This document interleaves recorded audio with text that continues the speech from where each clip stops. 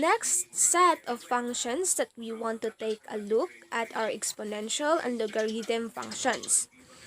The most common exponential and logarithm functions in a calculus course are the natural exponential function a is to x and the natural logarithm function ln of x. We will take a more general approach, however, and look at the general exponential and logarithm functions. So we'll start off by looking at exponential function. F of x is equal to a to the power of x. So that is exactly the opposite from what we've got with this function. So we're going to have to start with the definition of the derivative. So we have f prime of x is equal to limit h to 0, f times x plus h minus f times x over h. Then limit of h to 0 is a to the power of x plus h minus a to the x over h. And limit of h to 0, a to the power of x and a to the power of h minus a to the power of x over h. And limit of h to 0 is a to the x times a to the h minus 1 over h.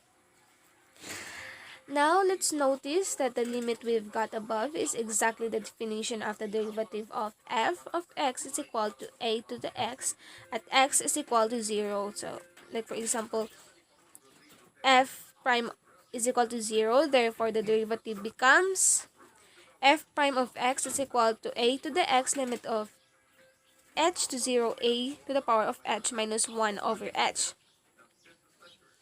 So we are kind of stuck. We need to know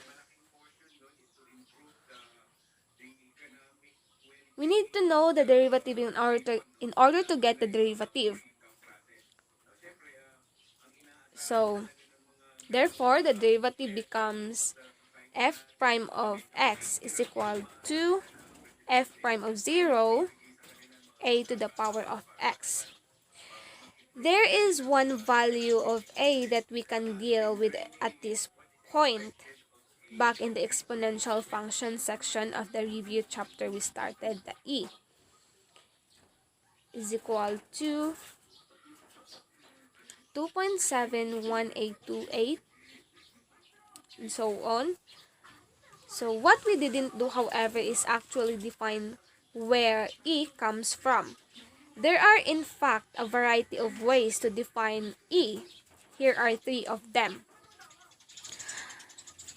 So first, e is equal to limit of n to infinity times 1 plus 1 over n to the power of n. Second is e is the unique positive number for which limit of h to 0.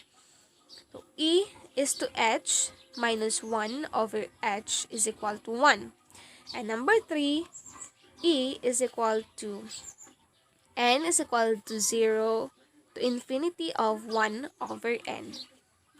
So that's all for this video.